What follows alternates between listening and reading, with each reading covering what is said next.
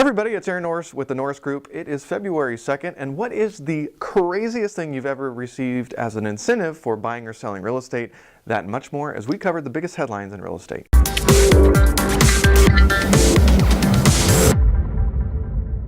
Don't miss the radio show and podcast this week. We have our second interview with John Bohannon. We talk about what is joint controlled escrow licensing and how it is related to escrow companies and what you need to watch for when you're using funds control companies, what projects are popular these days, and a little bit about California, the California fires in Central and Northern California, and what his company is doing to get in the way of some of that business and things to think about, including inflation on projects, which is going to be really important this year. That and much more on the podcast, so don't miss it. The latest S&P CoreLogic Case-Shiller Index showed home prices increased 6.2% last November, a new high for home prices. The National Association of Home Builders reported the housing market for 55 plus was still at its highest on record in the fourth quarter at 71, up 12 points from the previous quarter. Mortgage rates are at their highest in 4 years, which could spell trouble for the spring housing market. We'll have to wait and see.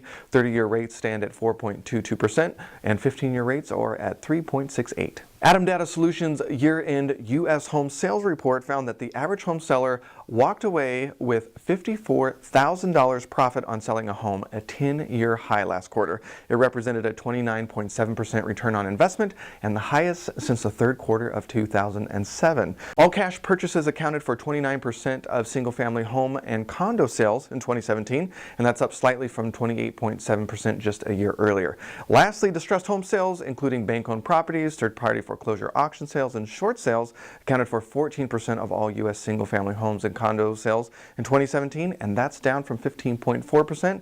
At its peak, it was at 38.6% way back in 2011. Renters became the majority population in 22 out of the 100 biggest cities in the U.S., and that change happened between 2006 and 2016. The increase in the number of renters over the last decade was only slightly slower than the total population growth over the same period, demonstrating a big swing towards renting. And rentership has outpaced ownership in 97 of those same 100 cities, including New York, Boston, Miami, Newark, and Jersey City. Although rentership might be a response to the economic downturn, is it a paradigm shift happening in the American psyche as we go for rentership instead of ownership, especially with the new tax law? We're just going to have to wait and see. NMLS News released an article giving real estate investors 7 reasons why they should be super stoked about the new tax rule. Number 1, the new 20% pass-through deduction just doesn't apply to small businesses. It also applies to us. Number 2, bonus depreciation for things like roofs, HVACs, alarm systems, and leasehold improvements get to be depreciated the year it's installed instead of depreciating over the lifetime like 39 years. So number 3, bonus depreciation for used property, so it's not just for new anymore. Number 4, new applicability of Section 179 to residential rental property.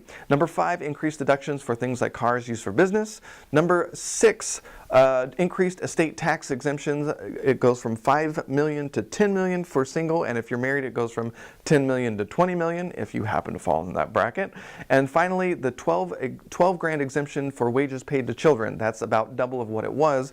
So instead of paying your children like $0.25 an hour for helping you with your rehabs, maybe you can give them a little bit of a break and give them a little bit of a bump. The California State Housing Department released its first showing how many California cities and counties are meeting their local home building goals. And this is going to be a big deal this year. It's going to get political. If they don't do something, the state will. So we'll have to see and watch this very closely. In more than 500 local jurisdictions, 98% of those in the state are failing. Just 13 local jurisdictions are actually meeting their goals in creating sufficient affordable housing.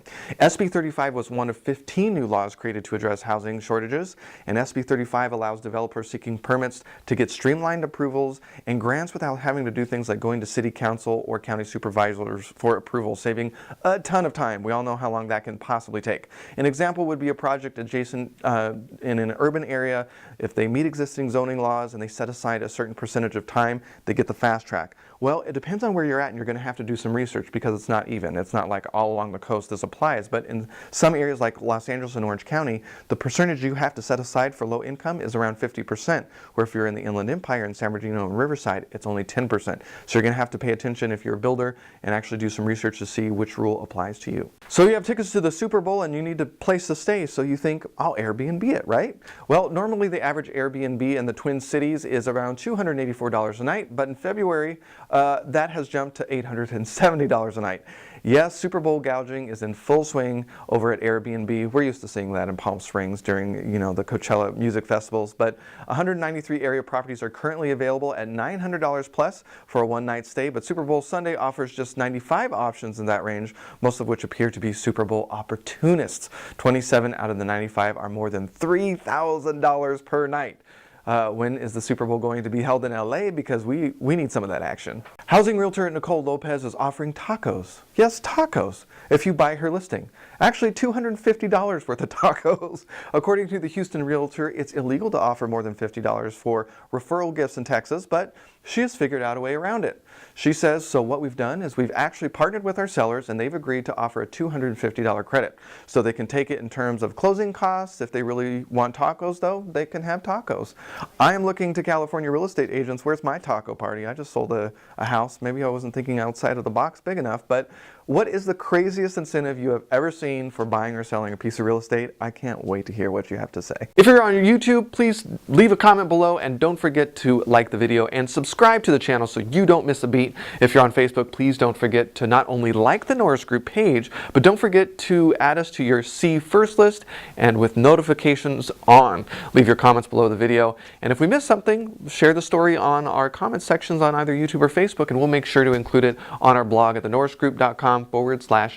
February 6th, we're back on the road. Stay put or cash out with OC Phoebe, so we'll see you around next week in the Costa Mesa area. February 7th, stay put or cash out in Arcadia Association of Realtors. This is going to be a little bit of a shorter event, but if you're a realtor in the area, we'd love to see you. On the 15th, we'll be doing the same talk at Tigar.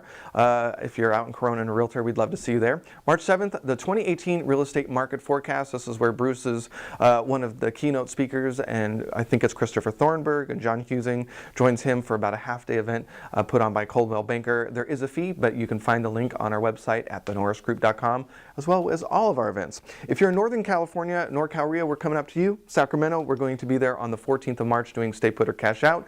And then that following Saturday, Cashing in on a Boom, Investing in Quadrant 4 with Bruce Norris. We'd love to see you there for this all-day Saturday event, and we are very excited to announce that Property Radar will be joining us. We'll be doing a one-on-one interview about marketing, and they're also going to give all attendees a three-day trial of their program and show us some of the cool things that they've done. I am totally freaked out. I don't know how they get all this information, but I can't wait to share it with you.